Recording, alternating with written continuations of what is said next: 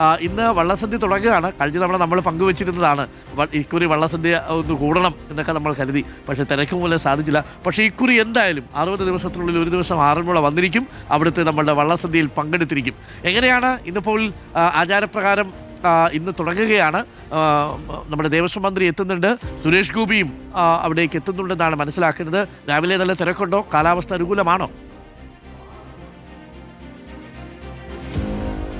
Good morning Arun. Aranmula Parthasarathy ക്ഷേത്രത്തിൽ വലിയ തിരക്കാണ് അനുഭവപ്പെടുന്നത്. പ്രധാനപ്പെട്ട ക്ഷേത്ര ഭാരവാഹികൾ, പള്ളിയോട് സേവാസംഘം ഭാരവാഹികൾ എല്ലാവരും തന്നെ ഇവിടേക്ക് എത്തിയിട്ടുണ്ട്. ചരിത്രപ്രസിദ്ധമായിട്ടുള്ള ആറന്മുള വള്ളസദ്യ ഇന്ന് തുടങ്ങുകയാണ്. അരുൺ നേരത്തെ പറഞ്ഞതുപോലെ തന്നെ വിഭവങ്ങളുടെ എണ്ണം, അതുകൊണ്ടാണ് ഈ ആറന്മുള വള്ളസദ്യ ലോക ശ്രദ്ധ നേടുന്നത്. രാവിലെ ഇവിടെ ചടങ്ങുകളൊക്കെ ഉണ്ടായിരുന്നു. കൃത്യം 9 മണിയോടുകൂടി ദേവസ്വം മന്ത്രി കെ മുരളീധരൻ ക്ഷേത്രത്തിലേക്ക് എത്തും. 11 മണിക്ക് ശേഷമായിരിക്കും ഈ ആറന്മുള വള്ളസദ്യയുടെ ചടങ്ങുകൾ നടക്കുക. കഴിഞ്ഞ തവണയൊക്കെ വലിയ വിവാദമൊക്കെ ഉണ്ടായിരുന്നു. ഭഗവാനെ നേദിക്കുന്നതിന് മുമ്പ് മന്ത്രിമാർക്ക് ഈ ആറന്മുള വള്ളസദ്യ കൊടുത്തു എന്നുള്ളത്. അതുകൊണ്ട് ഇക്കുറി ഏതായാലും വളരെ നിഷ്ഠയോടുകൂടി തന്നെ, ഒരു പിഴവും വരാത്ത രീതിയിൽ ആചാരപ്പെരുമയോടുകൂടി തന്നെ ആറന്മുള വള്ളസദ്യ നടത്താനുള്ള ഒരുക്കത്തിലാണ് ക്ഷേത്ര ഭാരവാഹികൾ. ഇപ്പോൾ നമ്മോടൊപ്പം ക്ഷേത്ര ഭാരവാഹികളും പള്ളിയോട് സേവാസംഘം ഭാരവാഹികളുമുണ്ട്. ഇക്കുറി വളരെ സൂക്ഷ്മതയോടുകൂടിയാണല്ലേ? അതെ, വള്ളസദ്യക്ക് ഓരോ വർഷവും പ്രാധാന്യം കൂടുന്നു. അതിനൊപ്പം തന്നെ ഈ വർഷം വെച്ചാൽ വള്ളസദ്യ കൂടുതൽ വന്നേക്കും, ബുക്കിംഗ് കൂടുതലുണ്ട്. അത് തന്നെയല്ല, ഒരുക്കങ്ങളും അതുപോലെ അതിൻ്റെ മറ്റുള്ള ചടങ്ങുകൾക്കൊക്കെ കഴിഞ്ഞ തവണയൊക്കെയുള്ള ബുദ്ധിമുട്ടില്ലാത്ത രീതിയിൽ ഭക്തർക്കും പള്ളിയോടത്തിനും പങ്കെടുക്കുന്നതിനും ഒക്കെയുള്ള സംവിധാനം ക്രമീകരിച്ചിട്ടുണ്ട്. അതുപോലെ തന്നെ ഇന്നിപ്പോൾ വള്ളസദ്യ തുടങ്ങുകയാണ്. ഭഗവാന്റെ തിരുവാറന്മുളപ്പിൻ്റെ ഏറ്റവും വലിയ വഴിപാടാണ് ആറന്മുള വള്ളസദ്യ. ആ വള്ളസദ്യ തുടക്കം കുറിച്ചിരിക്കുകയാണ്. ഇപ്പോൾ ഭക്തനെ വന്ന വഴിപാടുകാർ വന്ന് പറയില്ല നിറച്ചു. ഇനിയിപ്പം ഓരോ കരകളിൽ പോയി ആ വള്ളത്തിനെ സ്വീകരിക്കാനുള്ള സംവിധാനം കൊടുക്കുകയാണ്. അവിടെ യാത്ര അയക്കാൻ വേണ്ടി പിന്നെ ഇവിടെ സ്വീകരിച്ച് വിപുലമായിട്ടുള്ള കാര്യങ്ങളിലേക്ക്, ചടങ്ങുകളിലേക്ക് കടക്കുകയാണ്. അരുൺ, ഓരോ വർഷവും 500-ലധികം വള്ളസദ്യകളാണ് ഇവിടെ നടത്തപ്പെടുന്നത്. ഇത് പ്രധാനമായും പറയുന്നത് നമ്മൾ മനസ്സിൽ ഉദ്ദേശിക്കുന്ന കാര്യങ്ങൾ ഈ ഒരു വഴിപാടായി വള്ളസദ്യ നടത്തി കഴിഞ്ഞാൽ ആഗ്രഹ സാഫല്യം ഉണ്ടാകുമെന്നുള്ളതാണ്.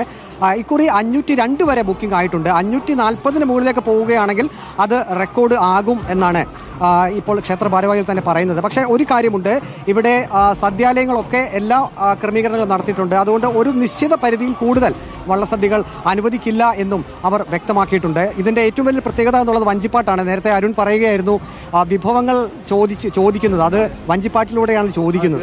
തീർച്ചയായിട്ടും ഞാൻ പള്ളിയോട സേവാസംഘത്തിൻ്റെ ഭാരവാഹിയാണ്. ഈ ഫുഡ് കമ്മിറ്റിയുടെ ഒരു കൺവീനറായിട്ട് പ്രവർത്തിച്ചുകൊണ്ടിരിക്കുന്ന ഒരാൾ. ഇത് ആറന്മുളയുടെ ഉത്സവം ഇന്ന് തുടങ്ങുകയാണ്.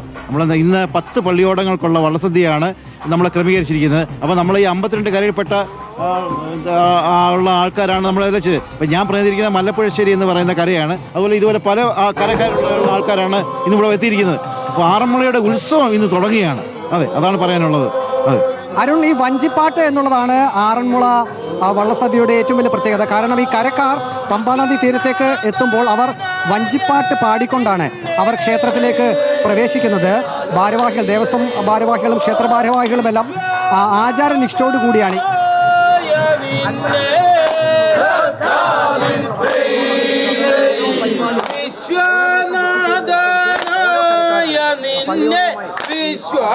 വിശ്വാസിച്ചിടുന്നു ഞങ്ങൾ, വിശ്വനാഥനായ നിന്നെ വിശ്വസിച്ചിടുന്നു ഞങ്ങൾ, വിശ്വനാഥനായ നിന്നെ വിശ്വസിച്ചിടുന്നു ഞങ്ങൾ.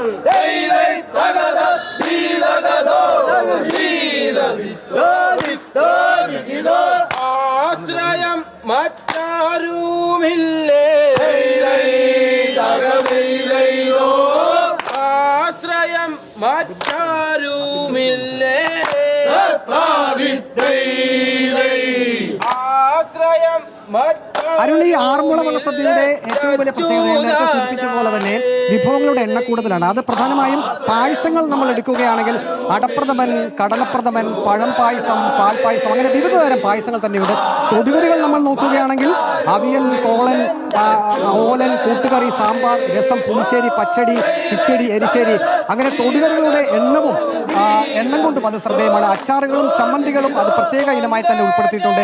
ഇഞ്ചിപ്പുളി, മാങ്ങ അച്ചാർ, നാരങ്ങ അച്ചാർ, നെല്ലിക്ക അച്ചാർ, ഉപ്പുമാങ്ങ, കടുമാങ്ങ, ചമ്മന്തിപ്പൊടി, കൂടാതെ പരിപ്പ്, നെയ്യ്, കാളൻ, പപ്പടം, ഉണ്ണിയപ്പം, പരിപ്പുവട, അങ്ങനെയുള്ളവയുമുണ്ട്. മധുരപലഹാരങ്ങളും ഇതിനകത്തുണ്ട്. ആറന്മുള വള്ളസദ്യയിലുണ്ട്. ശർക്കര വരട്ടി, കായ വറുത്തത്, പഴം നുറുക്ക്, കദളിപ്പഴം, കൽക്കണ്ടം, മലർ അവൽ. നേരത്തെ ആരും സൂചിപ്പിച്ച പോലെ വഞ്ചിപ്പാട്ടിലൂടെ പാടി ചോദിക്കുന്ന പ്രധാന വിഭവങ്ങളുണ്ട്. അത് കദളിപ്പഴം, പാളത്തൈര്, വെള്ളിക്കിണ്ടിയിലെ പാൽ, വിവിധതരം ഇലക്കറി തോരനുകൾ എന്നിവയാണുള്ളത്. 64-ലധികം വിഭവങ്ങളാണ് ആദ്യം ഇലയിൽ വിളമ്പുക. അതിനുശേഷം 44ഓളം വിഭവങ്ങളാണ് ഈ ചൊല്ലി ചോദിക്കുന്നതായിട്ട് ഉൾപ്പെടുത്തിയിട്ടുള്ളത്. അത് ഈ കരക്കാർ ഇവിടെ വരികയും വഞ്ചിപ്പാട്ട് പാടുകയും ഓരോ വിഭവങ്ങൾ അത് ചൊല്ലി തന്നെ ചോദിക്കുകയും ചെയ്യുന്നു. അത് ഈ വഴിപാടുകാർ കൊടുക്കണമെന്നുള്ളതാണ്. അതെല്ലാം നേരത്തെ തന്നെ ഇവിടെ തയ്യാറാക്കിയിരിക്കും. ഇപ്പോൾ ഏതായാലും ആറന്മുള വള്ളസദ്യക്കുള്ള അതിന്റെ ഈ വർഷത്തെ അത് ഇന്ന് തുടക്കം കുറിക്കുകയാണ്. 9 മണിയോടുകൂടി ദേവസ്വം മന്ത്രി കെ മുരളീധരനെത്തും. ഒപ്പം കേന്ദ്ര സഹമന്ത്രി സുരേഷ് ഗോപിയും ഈ ചടങ്ങിൽ അബിൻ വർക്കി, മറ്റ് ജനപ്രതിനിധികൾ വിളമ്പുന്ന സമയത്ത്, ഉദ്ഘാടനം ചെയ്യുന്ന സമയത്ത് നമുക്ക് അവിടേക്ക് വീണ്ടും ഒരിക്കൽ കൂടി പോകാം. പ്രിയപ്പെട്ടവരെ, ഭക്ഷണത്തെ കുറിച്ച് പറയുമ്പോൾ നമുക്ക് വലിയ സന്തോഷം അല്ലേ. ഇപ്പൊ ഈ പായസം ചോദിക്കുന്നത് എങ്ങനെയെന്നറിയോ? പാലട പായസം വേണമേ ഞങ്ങൾക്കു, കാലം കളയാതെ വിളമ്പുക വേഗത്തിൽ. ബാലഗോപാലനെ വാഴ്ത്തിപ്പാടുന്ന ശീലമുള്ള ഒരു പള്ളിയോടക്കാർക്ക്. അതായത് അവിടെ പോയിട്ട് പായസം എന്ന് പറഞ്ഞാൽ പായസം കിട്ടൂല. ഇങ്ങനെ ശീലിൽ തന്നെ അത് ഇങ്ങനെയല്ല ശീല അവിടെ ആറന്മുളക്കാർക്കാണ് അത് നന്നായിട്ട് അറിയുക. അപ്പോൾ അതൊരു അനുഭവമാണ് കേട്ടോ. അപ്പോൾ ജീവിതത്തിൽ എപ്പോഴെങ്കിലുമൊക്കെ ആറന്മുള ക്ഷേത്രത്തിൻ്റെ പരിസരത്തൂടെയൊക്കെ പോവുകയാണെങ്കിൽ അങ്ങനെ പോകണം. ആ സമയത്ത് അവിടെ പോയി ഭക്ഷണമൊക്കെ കഴിക്കുക അല്ലേ. അപ്പോൾ ആറന്മുളയിൽ നമ്മൾ വള്ളസദ്യയും കളിക്കും, ലഡാക്കിൽ നമ്മൾ ബൈക്ക് ഓടിക്കാനും പോകും അല്ലേ. ഗവിയിലൂടെ നമ്മൾ യാത്രയും ചെയ്യും. അങ്ങനെയൊക്കെയാണ് ജീവിതം സുന്ദരമാവുന്നത്. പിന്നെ നമ്മൾ അർജന്റീനയുടെയും സ്പെയിൻ്റെയും കളി കാണും. അർജന്റീന തോക്കുമെന്ന് പോർച്ചുഗലും ഫ്രാൻസും സ്പെയിനും ഒക്കെ കൂടി ആഗ്രഹിച്ചിരിക്കുന്ന സമയത്ത് മെസ്സി ഗോൾ അടിക്കുമ്പോൾ നമ്മൾ സൂപ്പർ എന്ന് പറയുകയും ചെയ്യും. ഇതൊക്കെ സൂപ്പർ ലൈഫല്ലേ ജീവിതം എന്നൊക്കെ പറഞ്ഞാൽ. അങ്ങനെയല്ലേ ആകസ്മികതകളും ഒരുപാട് യാത്രകളും അനുഭവങ്ങളും ഉണ്ടാകുമ്പോഴാണ് ജീവിതം സുന്ദരമാകുന്നത്. അപ്പോൾ ആറന്മുളയിലെ വള്ളസദ്യ ഇന്ന് 9 മണിക്ക് തുടങ്ങുകയാണ്.